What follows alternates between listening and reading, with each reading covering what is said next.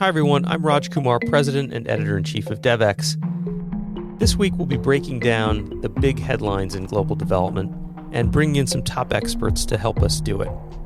If you want to follow along with the stories we're talking about, check out devx.com and subscribe to our daily newsletter, The Newswire. There's a link in the description. Follow us along on Twitter and you can see many of the stories we're talking about today, and we'd love to hear what you think. This is This Week in Global Development. I'm Anna Gavell, Managing Editor at DevX, filling in for Raj Kumar this week. And I'm pleased to welcome our guest today. We have our senior reporter, Adva Saldinger. Hi, Adva. Hi, Anna. And we also have David Barth, who is the Vice President of International Programs at Save the Children. Hi, David. Thanks for joining us. Hey, good morning. Appreciate you having us and looking forward to chatting a little bit. Great. I'm looking forward to it as well. So there's a lot to talk about, especially with some of the events taking place here in Washington, D.C. this week, which are going to be really relevant to the global development community. So I wanted to start off with today's official state visit of Kenyan President William Ruto, which is a pretty big occasion, at least symbolically, considering that the last state visit by an African leader was way back in 2008. Adva, let's start with you. You spoke to Senator Chris Coons, the Democrat from Delaware who serves on the Foreign Relations Committee. What did he have to say about the visit, and what are some of your thoughts and expectations about the visit as well? Yeah, I actually have some sort of tidbits which we haven't reported yet in print that I can share with folks, which will be new for people listening live about the visit. I think that the official reception welcome ceremony at the White House happened within the last hour, is happening right now. But, I think the visit, at least the way the administration is talking about it, is focused around a few key themes. One is really reinforcing the relationship and Kenya's leadership on not just a regional stage, but on a global stage. We've seen Kenya step up and make commitments to put troops on the ground in Haiti to help resolve the situation there. I know that's going to be on the agenda. But a big part of the conversations happening are really about trade and investment and how, the U.S. and Kenya or the U.S. and Africa can really be moving from a posture that's maybe more focused on aid to one that's focused largely on sort of the economic relationship and less of a relationship that's based on giving aid. And, I think I had an interesting conversation with Senator Coons, as you bring up. I think one of the key pieces that I spoke to him about in this sort of trade and investment space is the African Growth and Opportunity Act, often referred to as AGOA. AGOA is up for reauthorization this year. It basically allows for duty-free trade around a whole group of products between Africa and the U.S. Kenya is one of the biggest users of those trade benefits, and it's something that President Ruto has told Senator Coons is a big priority for them. Coons and Senator James Risch introduced a bill to extend AGOA for about 16 years. It doesn't make a whole lot of changes, a few tweaks sort of around eligibility and alignment with the African Continental Free Trade Agreement and some incentives to improve the use of AGOA. And I sort of asked Senator Coons, some people were looking for this to be a more maybe robust authorization to change the way AGOA looks, because it started about 20 years ago, and obviously the economic picture has changed a lot since then. And basically what Senator Coons told me is that it's important to pass what we can. And I think he's really looking at the lessons from PEPFAR, which historically had been a really popular bipartisan piece of legislation and program. PEPFAR is obviously the, U.S. initiative around addressing HIV/AIDS. The authorization of PEPFAR lapsed for a short period of time and then was renewed for a year rather than the typical 5 years. And just on that note, I was at an interesting event yesterday talking about sort of the U.S.-Africa relationship focused on the private sector, hosted by Equity Bank, which is a really big bank in East Africa. And the CEO of Equity Bank told me that one of the most important things the U.S. government can do is do a long reauthorization of PEPFAR. And so I thought that was interesting that it's not just, global health folks who are really saying that that's critical, but it's also the private sector, folks. And I think that has some weight. Another interesting piece of what Coons and I discussed is if you really look at the dialogue on Capitol Hill around Africa, a lot of it is couched in these, we need to be on the continent to be competing with China and with Russia. And one thing Senator Coons said is that, the U.S. is not particularly well received when it makes engagement in Africa all about great power competition. And so I do think that's something that would be interesting to watch.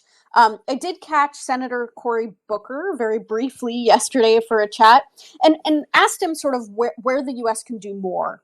And he said it can do more sort of in helping establish fairness in global lending markets and trade and really bringing more empowerment on the continent, and said that he's working on sort of a suite of bills aimed to do that.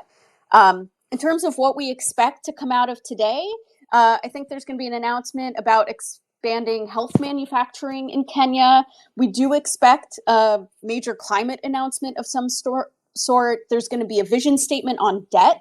That's one thing that President Ruto has said is really critical for countries like Kenya, where really what the issue is not insolvency, but liquidity, and then having to make hard choices about paying down versus investing in development or in addressing climate. MCC is going to hold a launch event for its threshold agreement with Kenya. Millennium Challenge Corporation sort of does these threshold programs when a country doesn't fully meet its criteria to work there, but to kind of help push them and hopefully through the process of that threshold agreement, help them make some of the sort of policy changes necessary for further engagement. The U.S. Development Finance Corporation, I think, is going to announce around $250 million of investments in Kenya, which would bring their sort of total investments in the country to about $1 billion is what I'm told. And that the DFC is going to open an office in Kenya. So we're definitely we'll see over the course of today sort of a flurry of announcements happening. And I think it's important just for a minute to take a step back and put things in perspective. The Biden administration really came in and put forward an Africa policy looking to reset the relationship with African countries and, made a lot of commitments about a year and a half ago at the U.S. Africa Summit. Since then, I think something like 24 cabinet members and senior officials from the administration have been to the continent. Vice President Kamala Harris, Secretary of State Antony Blinken, the Treasury Secretary, Commerce Secretary, obviously the USAID Administrator has been several times. And so there has been sort of engagement there. The US has pushed for greater African participation in global forums, including the G20 and various MDBs. The administration says that it is over-delivering on its pledge to commit $55 billion to the continent. But I think that there's, some questions from folks on the continent about whether Africa is a priority for the U.S. And I think this moment is sort of an interesting time to reflect on what's happened and what's working. Obviously, with Ukraine and the conflict in Israel-Gaza, the administration has been focused elsewhere. And so I think that there are questions about, what has changed, what does that engagement look like, and what are the right tools and policies to sort of respond to the challenges the continent is facing today, because the things that worked in the past are not necessarily working in the same way today. David, I think you can jump in. I'm curious your thoughts sort of on this visit. Look, this is immensely important for both President Ruto, and I think it's important for the U.S. And you covered a lot. They're covering a lot. And I'm glad you talked about debt, because I think that ultimately both naming of Kenya as a major non-NATO ally has really important significance. And this question of focusing on debt, which is, again, it's a significant burden to building out infrastructure, the kind of infrastructure you need to be a successful producer and exporter under AGOA. So really timely. Obviously, we're all in the development community invested in Kenya's success. We have these longstanding relationships. The PEPFAR piece is also really interesting because Kenya is a country that is just transitioning into what they call phase 3, which is where they really are kind of wrapping their arms around sustainable control over the epidemic. And to not have the confidence that there's going to be authorization beyond the short term, I think is really hard for Ministry of Health to plan and to budget. So it's a really important trip. I think there are a number of things that are significant that come out of it. If what comes out of it is a commitment to AGOA and then a real look at the debt that is limiting the country's ability to invest in the infrastructure, by the way, that would have been very helpful during the floods, right? That there's some better mapping and better control around natural disaster. Those things impact industry. And so between this question of assuming the status of a major non-NATO ally, I think that's really important. Focusing in on being able to commit to this phase 3 of their PEPFAR work, which is really just which means getting a handle ultimately on sustainably managing the epidemic and doing whatever they can to be boosting the trade. It's the natural evolution of what we've always been talking about, whether it was a journey of self-reliance or whether it's this question of countries transitioning out of conditional aid relationships into trade relationships. Just for people who aren't aware, you mentioned that the U.S. would name Kenya as a major non-NATO ally. And in my understanding, it's the first country in sub-Saharan Africa that would have that designation. So that's also part of what makes it sort of a really big deal. It rises to sort of a different status of partnership. And I think that's also a symbol that it's not just about that the dynamic between the U.S. and Kenya and the U.S. and Africa can change, that it's also a discussion about, well, what are your policy priorities? How are you viewing the world? It's sort of different level of exchange and strategy, I think. Yeah, I mean, it's a symbolic designation, but it's a symbolic designation that's held by some extremely important allies like Israel and South Korea. So, no, I do think it's significant. And it is the first. And my understanding is it is the first country in sub-Saharan Africa. That's symbolic in and of itself. Yeah, it sounds like there's going to be a lot of deliverables from this visit.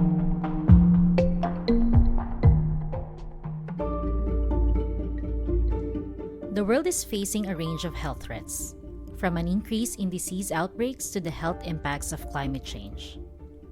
I'm Jenny Ravelo, Senior Global Health Reporter for DevEx.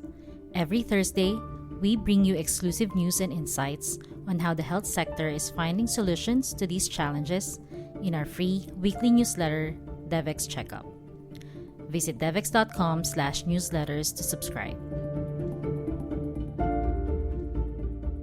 I want to switch gears a bit, but stick with Capitol Hill, because where there's another big development, there is this massive $1.5 trillion farm bill that's making its way through Congress this week. A lot of the bill is domestically focused, but it has far-reaching implications for America's food assistance programs abroad. As we wrote about in our DevEx Dish newsletter this week, the development community seems largely on board with the Senate version of the bill, but that's not so much the case with this recent House markup, which was put forth by Republican Representative G.T. Thompson. The opposition in part stems from the fact that the bill would mandate that at least 50% of foreign aid funds go to U.S. commodities, whereas that portion typically is hovered around 40%.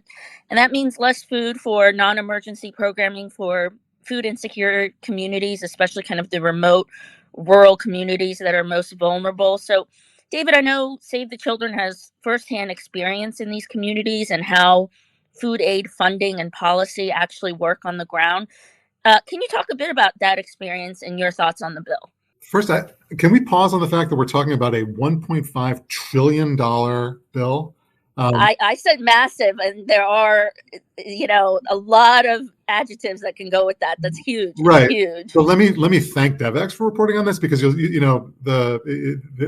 reporting on something this important and significant, isn't as widespread as you'd think something this large would generate. So we've been really happy that you guys are on top of this.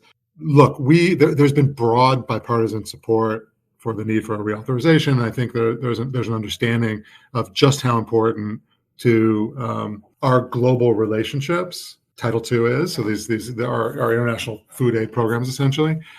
This is really important for U.S. farmers and fishers, as well as the countries that are recipients. I don't know if this is appropriate sort of podcast etiquette, but it's 11:20 in the morning on the 23rd. The markup is happening as we speak. It was an 11 o'clock committee meeting, I'm pretty sure. The current version that's coming out of the House is, we think, I think is broadly the consensus of the INGOs who work in the space, is not helpful. I think that it is over earmarking, as we say, to particular commodities. And by requiring this, let's say, more narrowly defined set of commodities to be utilized, what you're doing is kind of sapping the flexibility that's inherent in running good programs. So these are always going to be commodity-driven programs, but there's a natural threshold over which it becomes cost. Too much cost is consumed by what you're spending on the commodities, and not enough is there to invest in the kind of service, the delivery, the packaging, the storage, and importantly, the kind of training that goes along with the delivery of the commodities. So we didn't love what was coming out of the House. So hopefully that can be reconciled. I can't impress upon you how important a tool for U.S. foreign policy this work is, and how impactful it is on the children and communities that benefit from it. I've been to a number of Food for Peace and other other Title II programs recently.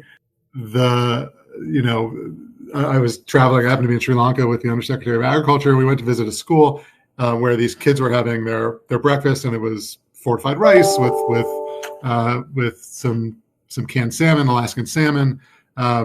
And just to see them from before the meal, where energy was low, and then 45 minutes later, when they were bouncing, as you want to see kids doing in their first classes, as they were going into their first classrooms, the fact that programming was then combined with a bunch of literacy programming, improving disability access in the school, makes for a holistic and important way to ensure these kids are on a better pathway to meeting their minimum nutritional requirements, but having a good academic experience. So the program is really important. It's important both for U.S. farmers and fishers and everyone else who contributes, but super important in the spaces.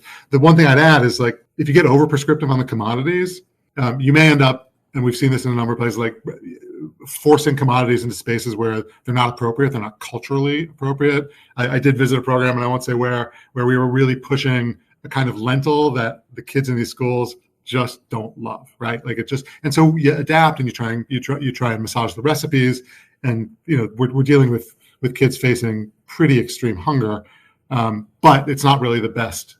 It's not really as kind of respectful, as locally driven, as responsive as we want to be to local needs. So anyways, that's happening right now on the Hill. Yeah, and that's something we've written about as well on that note is that, NGOs say they're not necessarily, it's not that they're against all U.S. grown commodities, but there are cases where they're simply more expensive and less effective. Obviously expensive in terms of shipping costs, but also buying food in local markets can be more affordable and can be delivered more easily. And as you said, can be much more context specific. At this school we were in Sri Lanka, yes, they were having U.S. shipped fortified rice and salmon. They were also having local papaya and local vegetables, and so to completing the meal. And it was being prepared obviously by local cooks with local spicing and other things. So there is a way to maximize the authenticity and the appreciation of the commodity. There are some spaces where commodities are just wrong for a particular community. We have to have the flexibility to make those calls. And USDA is a really responsive partner in those spaces. That's never a problem. I just wanted to chime in quickly, and these debates around how much of the food aid delivered in these programs is grown in the U.S. or harvested in the U.S. or whatever has been a long debate, right? It's not a new debate this time around in the Farm Bill. It's something that we've seen sort of part of the debate around these issues for many years. But I do think the key issue is around having the flexibility to deliver the right aid in the best way as possible. And so I think that's one important thing to just think about and in this context. So not to put you on the spot, Advad, but How do you think some of these negotiations, this haggling over the bill will go? I mean, I think what I was reading is it's interesting that obviously the left is opposed to the House markup because there are cuts to food aid. But even on the right, such as the House Freedom Caucus, they're saying that it lavishes subsidies on America's wealthiest farmers, which in turn drives up deficits. Are you seeing some kind of compromise that maybe might emerge? I know that's a big maybe. I don't know. I think anyone trying to make predictions in this Congress, it's kind of nearly impossible. And I think, in this story, one of the things that Alyssa wrote is really, I think one of the people she interviewed said, it's never good to just do another 1-year reauthorization, but maybe that will be the best case scenario here. And so I thought that was an interesting perspective. It's highly unusual for them not to pass a farm bill. So the fact that they've already sort of only done a 1-year extension last year when it came up for reauthorization was highly unusual. The farm bill is one of those bills that's generally considered sort of must pass legislation, which means that other potentially smaller bills that people are trying to get through, they sometimes will try to attach to the farm bill. So it's unusual that it didn't get passed last year in time. I think there is a big push to get it through, right? And not just to do another stopgap extension, but whether they're going to come to some sort of compromise, I think we'll see. I think a lot of people probably hope so, because having that certainty is important. Yeah, it's certainly a big we'll see. And I didn't want to venture to make any predictions either, so I did put you on the spot there. But we had another food story that I wanted to briefly discuss. So we had a fascinating piece from Rebecca Root, who visited Vanuatu, where she writes about indigenous food preservation techniques. There's one that I thought was particularly interesting. It's called the Mara method, where bananas are drained, buried, and preserved for up to 2 years. So that's quite impressive. David, Save the Children has been building on some of these kind of ancient practices and innovative ways. Can you talk about them? And in general, do you think the development community is kind of increasingly realizing the value of these traditional practices and more indigenous crops? Well, first, it definitely sounds like Rebecca got a pretty interesting assignment there, going out to Vanuatu to. I know, I wouldn't have minded that assignment, I confess. Looking at the food space, yeah, a couple of things we can talk about. I mean, I think on the question of like traditional methods, I do think that is part of what would, if you've got a sophisticated localization agenda, it does it should have built into it a significant amount of deference to what local communities appreciate, want, know, always to be supplemented with, obviously we have broad global experience. There are lots of things we've learned about food preservation in lots of places that are worth sharing, but being overly directive in those spaces, I don't think is helpful. So I don't know much about draining and storing bananas, but what I do know in Vanuatu is that the persistence of cyclone and natural disaster is just now with increasing frequency, but is repeatedly negatively impactful on their ability to maintain agriculture. I mean, they literally will just wipe out their crops. It's fertile; the crops grow back, but you will then have periods of 6 months with nothing to eat, and that cost of shipping food because of the remoteness of these islands is extremely high. So in addition to this, to improved storage and drying, I just coincidentally, we're having this conversation, but like 10 days ago, I was with some of our Asia team, and I had in my hand some of these packaged foods that you reported on, that Rebecca reported on, out of Vanuatu, where they're using local ingredients, particularly local root vegetables, local meats, local recipes, to create essentially what would look like an MRE, like a ready to use food. But again, lots of different recipes. They're locally produced, that can be stored underground when that you can recognize that there's going to be these natural disasters, that there will be food that'll be well received by the community available. Again, cost issue. It can't be done. You tend to have to ship the raw material to the capital city for packaging. But like I said, I have these in my hand, and it's really nice. Like, it's really nice and obvious, a kind of a thing that helps as a protection for the massive losses that come with these natural disasters. I mean, Adva, you've done so much reporting on innovative finance. It seems like an obvious space for social enterprise. Like this, these are commercial, but that could be underwritten by those of us who are in the disaster preparedness space. But I thought it was really interesting reporting from Rebecca.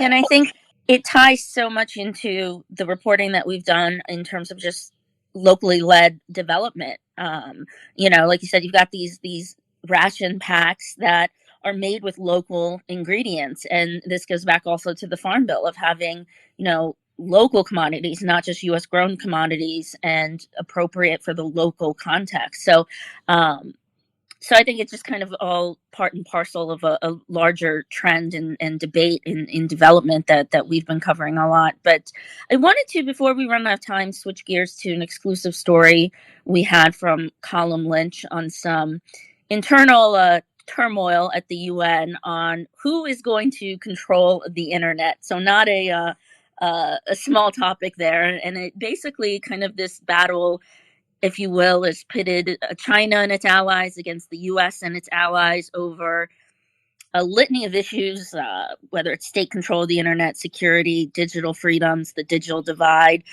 So we've got a lot of competing visions that are playing out at the UN. Adva, I think you took a look at the story. Can you kind of break down Colm's reporting and what this debate is all about? Yeah, it's interesting. What Colm reported is that China has basically had a campaign at the UN to promote greater state control over the internet, and that a lot of this is playing out sort of in closed-door negotiations over a UN declaration on, global digital compact. And so, I think the real debate and sort of what China and a group of countries are pushing is more state control over the internet versus the US and some of its allies pushing for a more open system. So I think that's one of the sort of conversations playing out. But I think one of the things that makes this interesting, and I think Colm highlighted this in the story, is that this is an example of sort of how China wants to play a more dominant role in these types of agreements and this type of engagement at the UN. Yeah, and I think, what I also found interesting is not just China trying to take, play a larger role at the UN, but also being kind of this representative of the global South, and everyone trying to offer up these competing drafts, these competing visions that they pledge will further achieve the sustainable development goals. The Biden administration says it's pushing to bridge the digital divide between technological powerhouses like the US and low-income nations. It's advocating for a big tent approach that incorporates civil society. But meanwhile, you have China's positioning itself as more of a champion for global South. It says that the current development of AI, for instance, is unbalanced. It kind of slams these Western tech giants for seeking dominance over the digital rules of the road, if you will, at the expense of lower income countries. So to me, it's just a version of this kind of a new Cold War geopolitical tussle that, again, global South countries are finding themselves in. And I imagine this goes back also to William Ruto's visit, that they don't want to be caught up as pawns yet again in between these two superpowers. So I don't know, David or Adva, do you have any thoughts in terms of there might be some, like you said, kind of these global South countries consistently being put in as pawns between the U.S. and China and their larger geopolitical competition? Well, I'll just say this: I don't know that I want to weigh in on the great power competition question, because I think it is playing out in a way where certainly parties to that competition are claiming an ethical kind of space that maybe they're not entirely entitled to. What we care about at Save the Children is this landscape that's being created, both providing equitable access to all the children who will benefit from it, but also safe.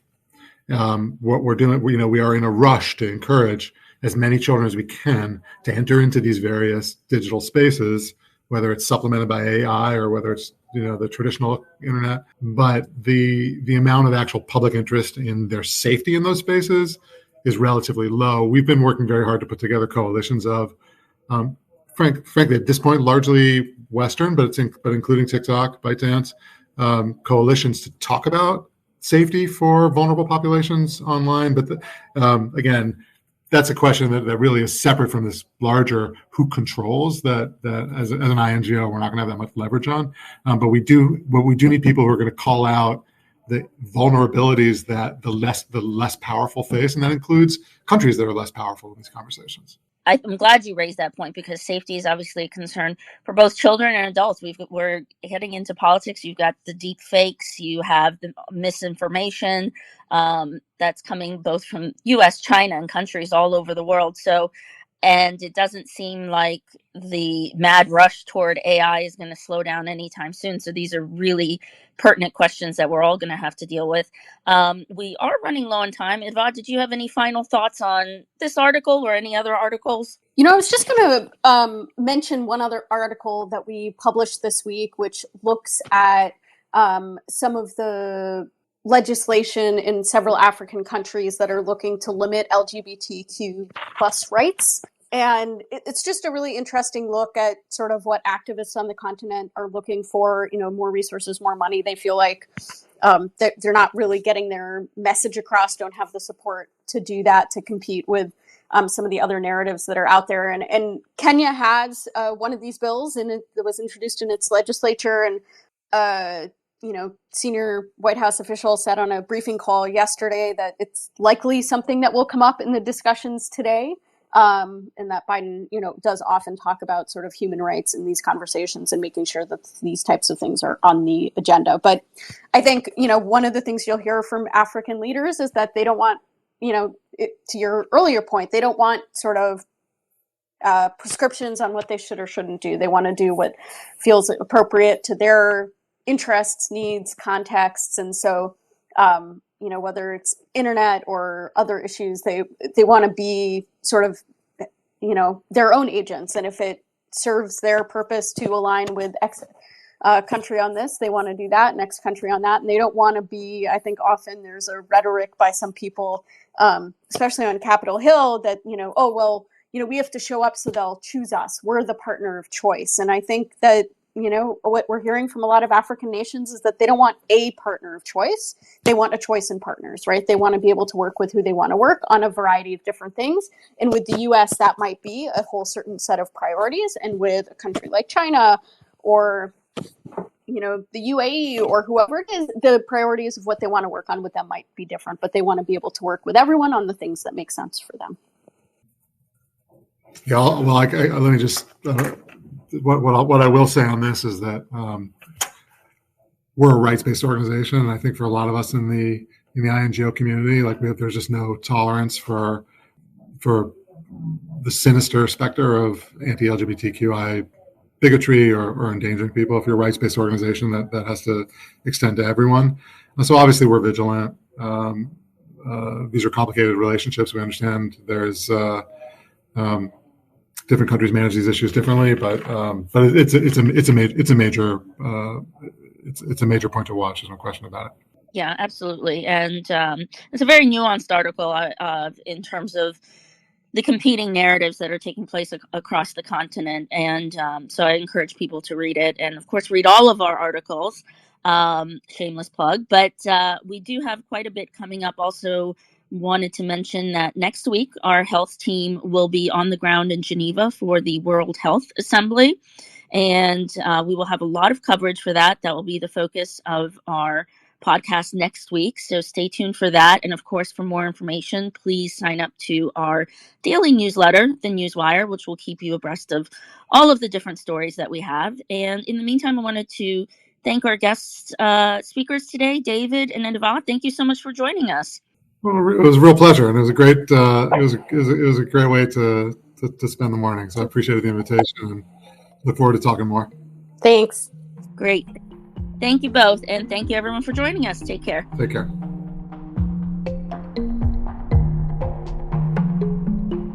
This has been This Week in Global Development.